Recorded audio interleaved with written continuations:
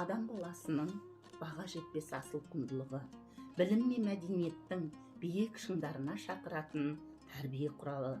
Шығыс ойшылы Әлішер Науаи кітап ақылыңа ақы сұрамайтын алтын қазына десе, ұлы ойшыл гуманист ақын Абай атамыз танымның бар тамшысы кітапта, оған қол жеткізу үшін кітап оқудан жалықпа. Артық ғылым кітапта, ерінбе оқып көруге деп насихаттайды. Міне осы сөздердің өзінен ақ кітаптың адам үшін қандай маңызды екенін білуге болады. Президентіміз Қасым-Жомарт Тоқаев кітап оқу рухани кемелденудің көзі.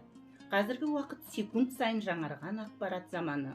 Алтын уақытымызды пайдалы істерге жұмсағанымыз жөн деп, әр тұлға оқитын биылғы тәуелсіздігіміздің 30 жылдығына орай 30 кітаптың тізімін жасаған болатын.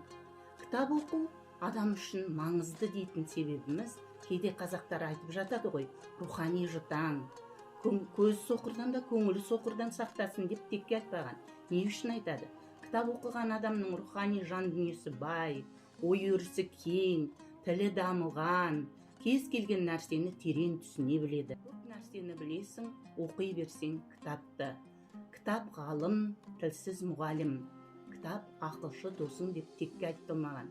Сондықтан да бүкіл халықты, оқушыларды, шәкірттерімді кітап оқуға шақырам.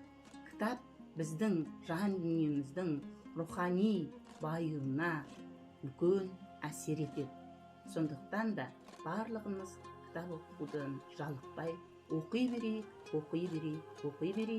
Оқи берсең кітапты бәрін білесің деп текке айтылмаған.